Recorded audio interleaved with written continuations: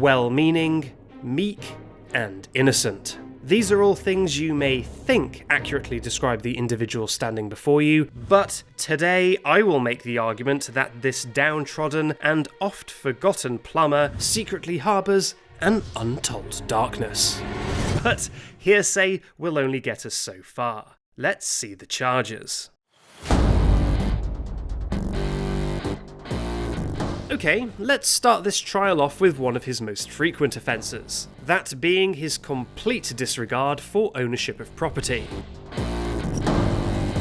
Yes, whether it's stacks of cash, furniture, or even the local wildlife, the defendant seizes it all as his own without a moment's thought. So, he's stolen all your things, what comes next? Why, selling these stolen goods and laundering that stolen money with one of his fences, of course. Now, that's all criminal, sure, but mostly harmless, right? Not quite. If you are unlucky enough to be at home during such a robbery and encounter the defendant, violence is never far behind. What an absolute thug. But most shocking of all, even animals receive the same brutal treatment. Really disgusting stuff. And in a crime that handily combines his pleasures of theft and unethical treatment of animals, here we can see the defendant taking a dinosaur-adjacent animal from its natural habitat to add to his personal collection. Now, this is owning an exotic pet at best, but given its sapience and childlike manner, I think we all know what this act really amounts to. This bit of dinosaur deviance brings us nicely to a section I like to call Contempt for History. The defendant has previously been happy to senselessly destroy a museum's collection of rare dinosaur bones, and this wasn't even his first foray into archaeological faux pas. Spray painting historical monuments is another favourite party trick of his, and he once embarked on a totally unauthorised dig in the pyramids, all the way back in the 1980s. This wholesale disregard for the concept of permission is demonstrated further by Luigi knowingly opening mail that wasn't addressed to him, which, yes, is a serious criminal act. And not only that, the defendant has previously even scoffed in the face of government regulations by setting up an unlicensed and unlawful gambling establishment. Worst of all, in order to get this money-making scheme off the ground, it seems the defendant even went as far as to employ minors to serve drinks on the casino floor. Poor innocent darlings that are so young, they're still wearing baby sanitary products. How does one man become so twisted?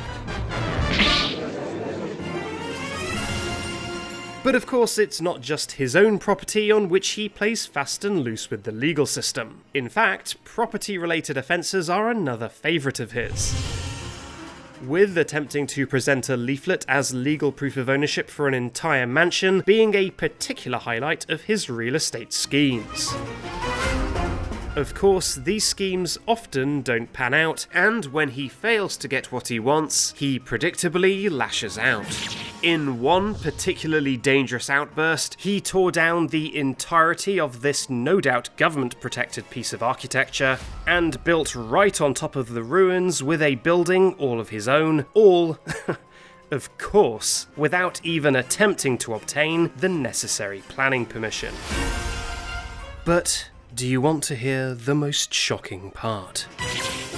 Stooping even lower than I ever thought possible, Luigi sourced the required labour for this construction from his previous victims, who, given their history with the defendant, would obviously fear for their safety should they refuse. But if you're thinking you can just stay away from haunted mansions, castles, and historical sites as a means to avoid this menace, that's, sadly not going to keep you safe either. And if you don't believe me, here it is again from the defendant's own mouth, as he brags about the carnage resulting from his illegal vehicular exploits. Luigi, what's wrong? You seem quite distressed. Maybe a relaxing face mask would help. Let's see, what do I have here? Green tea hydrating, sunflower extract radiance. That sounds nice. Oh, no. I think this kind would look good on you. Just as I thought. Yes, gentlefolk of the jury, like a particularly well-groomed umber mustache, one of the Mushroom Kingdom's most wanted was beneath our noses the entire time. And just in case you still think there's a chance of redemption for this lost soul, I present the most shameful and disturbing crime of all, jaywalking in Mario is Missing, the absolute monster.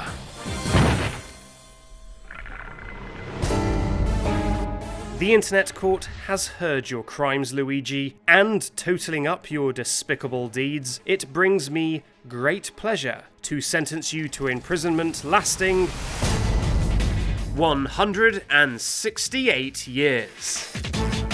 For reference, that's as long as it would take to eat 12 Vatican City-sized pizzas. So, better get started, inmate. Hey there, thanks for watching. Special shout-outs today go to these fine folks who turned informant and sent me examples of Luigi's crimes on Twitter. If you can think of any more, leave them in the comments section. As always, subscribe for more of this sort of thing, and I'll see you next time.